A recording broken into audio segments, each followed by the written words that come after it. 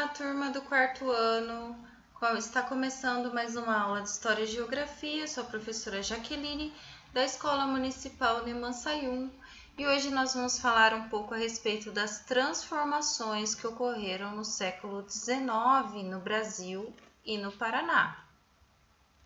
No final do século XIX, então, foi um período de grandes transformações tecnológicas que influenciaram a vida das pessoas de vários lugares do mundo, principalmente nas cidades. Na Europa, surgiram indústrias que usavam ferro, vidro e diferentes tipos de materiais para a fabricação de produtos que proporcionassem mais conforto e melhor qualidade de vida às pessoas. Fundaram-se fábricas de tecidos, de utensílios domésticos, de artigos de uso pessoal, de peças para veículos, etc. As inovações passaram a fazer parte do dia a dia da população, fosse na construção de moradias ou de lojas comerciais, fosse na pavimentação de ruas e calçadas, provocando o surgimento de uma paisagem urbana renovada. Naquela época, também se aperfeiçoaram os meios de transporte, com a ampliação das ferrovias e a invenção dos automóveis. As pessoas começaram a viajar mais e a entrar em contato com diversas regiões do mundo com maior rapidez. Os produtos industrializados eram despachados cada vez mais depressa. Com o tempo, algumas dessas inovações foram aprimoradas e ainda hoje muitas delas fazem parte do cotidiano das pessoas. O telefone, o gramofone, a lâmpada elétrica, o automóvel, o cinematógrafo e a fotografia eram novidades que modificaram o cotidiano de grande parte da população. Todos ficaram encantados com essas invenções. Então aqui nós vemos algumas invenções que ocorreram no nosso Paraná. Então a gente tem o carro, né? O telefone, as máquinas fotográficas, o gramofone, gente, são aquelas vitrolas antigas, tá? Que passaram a tocar as músicas naqueles discos. E nós tivemos também a invenção da lâmpada elétrica. Olha só, nós vemos aqui que em muitas cidades foram criados museus, bibliotecas e escolas, e incentivou-se a alfabetização da população. Nós vemos que as câmeras cinematográficas também foram criadas, a primeira e segunda versão em 1895, no século XIX. As embarcações marítimas, que passaram a tornar as viagens de grandes distâncias mais rápidas. Tivemos também o desenvolvimento tecnológico que reduziu o tamanho das câmeras fotográficas, o que permitiu maior mobilidade aos fotógrafos. Aqui nós temos as primeiras bicicletas que surgiram na primeira fábrica de bicicletas na França, por volta de 1860. Então as pessoas começaram a criar inovações tecnológicas que facilitassem a vida das pessoas e lugares que elas pudessem também buscar mais estudo para ocorrerem assim essas transformações, para criarem assim esses objetos que ocasionaram essa transformação. As pessoas estavam em busca de conhecimento e com isso eles começaram a criar coisas que facilitavam a vida das pessoas. Então, tudo isso começou na Europa, com as transformações tecnológicas, e também vieram para o Brasil e, consequentemente, para o nosso estado do Paraná. Como nós vimos, o aumento do comércio e da erva mate e da madeira ocasionou a emancipação do Paraná e a introdução do trabalhador assalariado, que quer dizer que o trabalhador passou a ter um salário e favoreceram o desenvolvimento do nosso estado. As inovações que transformaram a vida dos europeus também atingiram as terras paranaenses e alteraram os costumes de muitos moradores, principalmente da capital Curitiba. Muitos passaram a praticar esportes e a frequentar bibliotecas e salões de leitura. Surgiram as lojas de departamento, onde a população podia comprar as novidades. Homens de negócios reuniam-se nos cafés para discutir política e as crianças dispunham de novos brinquedos. Em 1880, o imperador Dom Pedro II visitou Curitiba.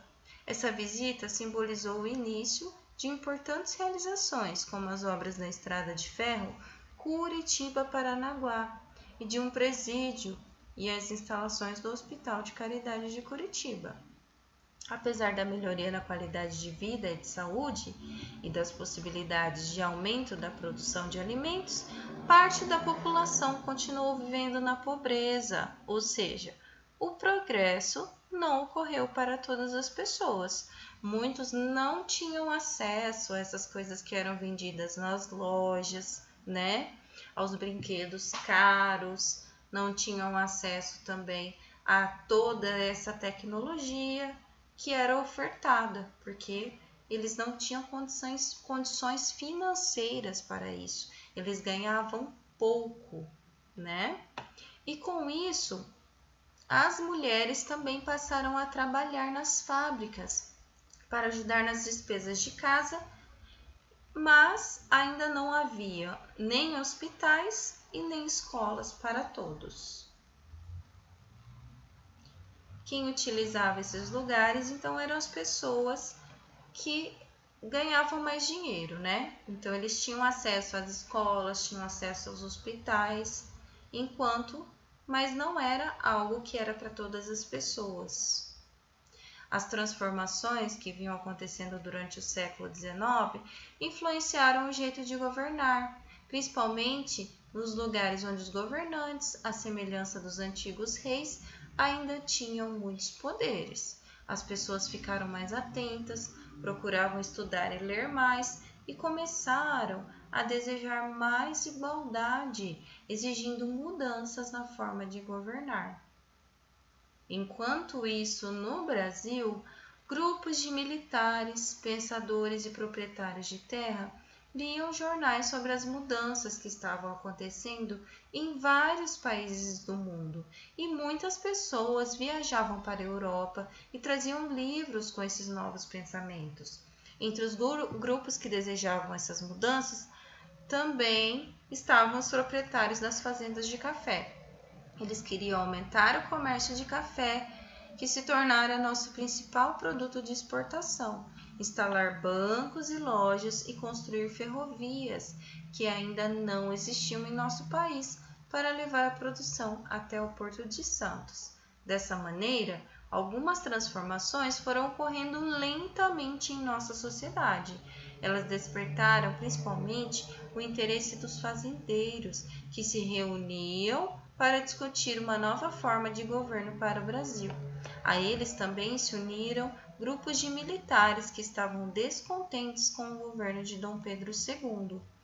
Foi no dia 15 de novembro de 1889 que as ideias desses grupos se concretizaram com a proclamação da República.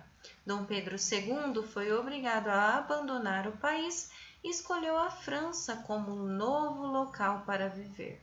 A partir de então, o Brasil passou a ser uma república governada por presidentes.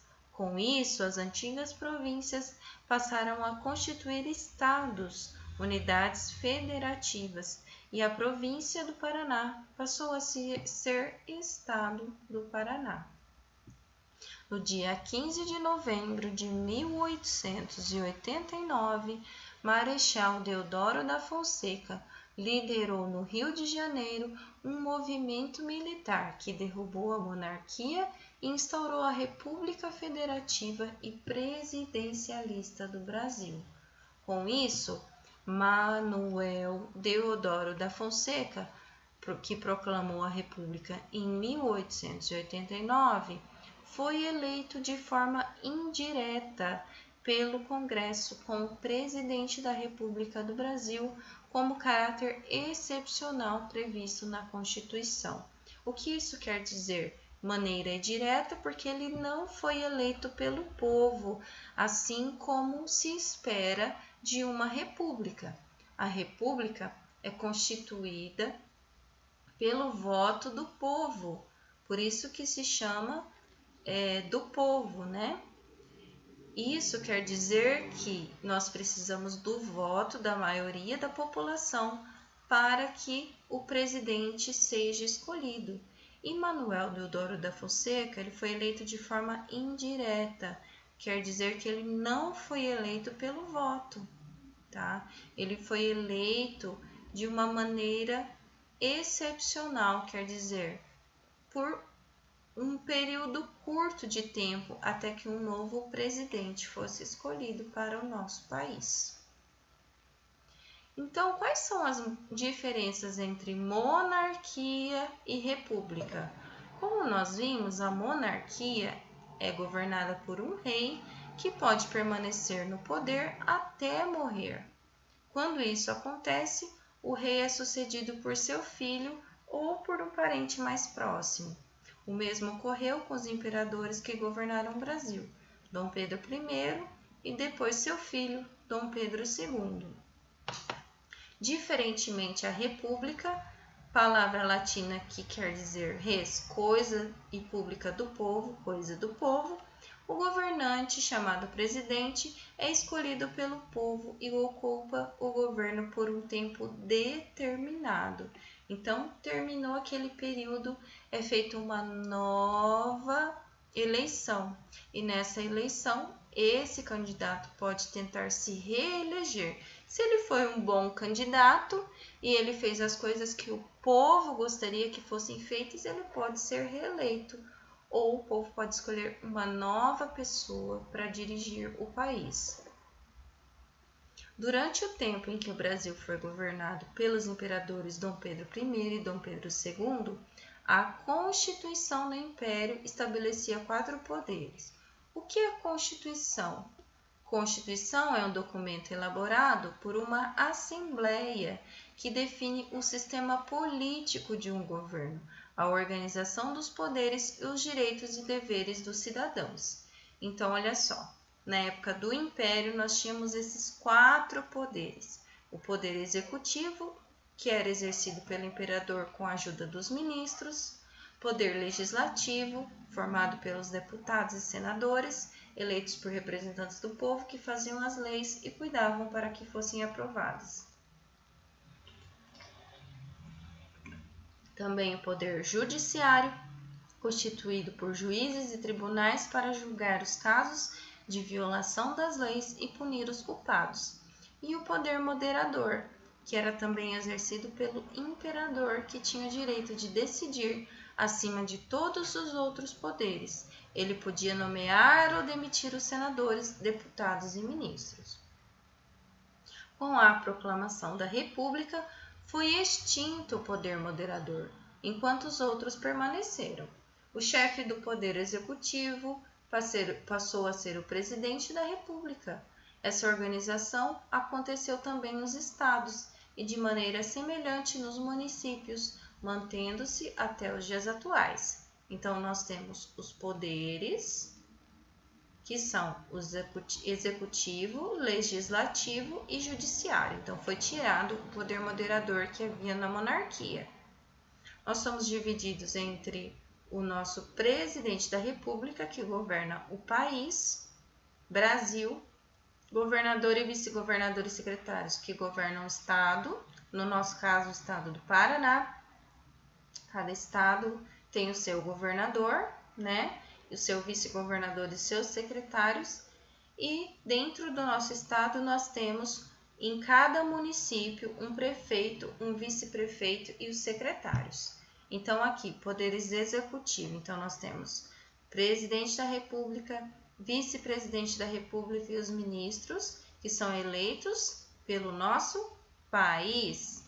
nós temos os eleitos pelo nosso estado, governador, vice-governador e os secretários, e temos no município o prefeito, vice-prefeito e os secretários que são escolhidos pelo nosso prefeito e vice-prefeito.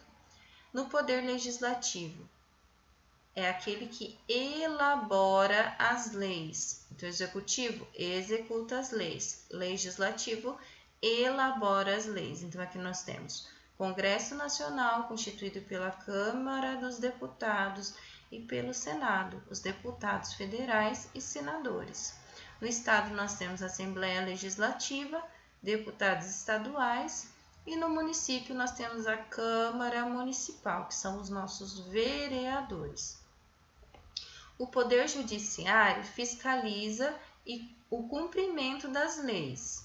Então, nós temos no país os tribunais superiores, que são os ministros. No estado, nós temos os tribunais, os desembargadores e os juízes. E no município, nós temos o fórum e o juiz de direito. Agora, vocês vão responder ao questionário que está nas nossas atividades, tá ok? Então, o questionário dia 5/5 fala sobre a história do Paraná. Então, aqui vocês vão colocar o nome completo e vão responder quais mudanças aconteceram para que houvesse inovações no dia a dia da população paranaense no século XIX. Então, o que aconteceu? Transformações tecnológicas com o surgimento das indústrias, ampliação das ferrovias e inovações dos automóveis, novas invenções como o telefone e a lâmpada elétrica, pavimentação de ruas e calçadas, ou todas as alternativas estão corretas? Vocês vão marcar aí qual é a resposta certa. Depois, vocês vão marcar aqui. Marque a alternativa que representa o século XIX. Que século é o século XIX? É 1900, 19, 1800, 2000 ou 2020? Gente, essa dúvida eu vou tirar para vocês. O século XIX é o período de 1800 a 1899.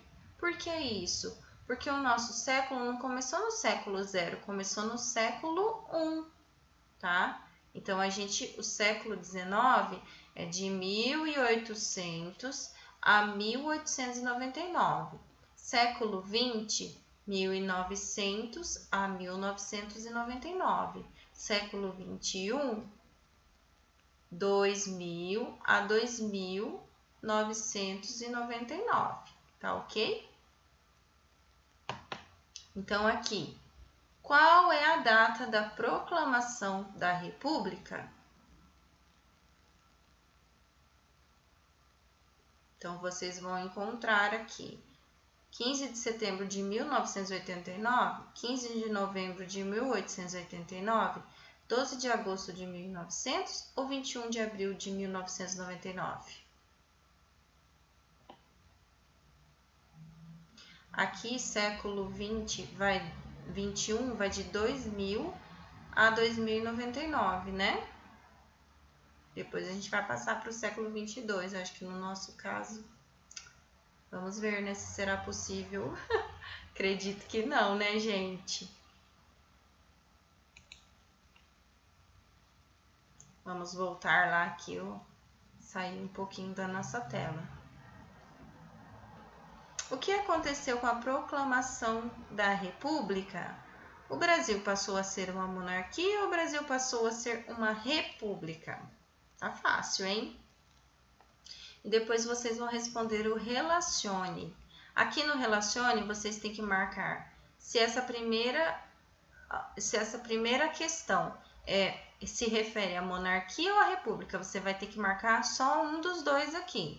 E o segundo também, você vai ter que marcar um dos dois. Então, aqui, quem governa é o rei, que pode permanecer no poder até morrer. Quando isso acontece, o rei é sucedido por seu filho ou parente mais próximo. Isso acontece na monarquia ou na república. Você vai escolher um dos dois para marcar o X. E depois aqui, o governante é chamado de presidente. É escolhido pelo povo e ocupa o governo por um tempo determinado, monarquia ou república. Terminou? Vai clicar em enviar. Não esqueçam depois, na próxima tela, de colocar concluir para concluir totalmente a nossa atividade, tá ok? Qualquer dúvida, podem mandar mensagem no mural que eu estarei disponível para responder para vocês, ou também pelo WhatsApp. Fico aguardando, então, as atividades de vocês do dia de hoje. Beijinho a todos vocês e que essa semana seja abençoada. Até a nossa próxima aula.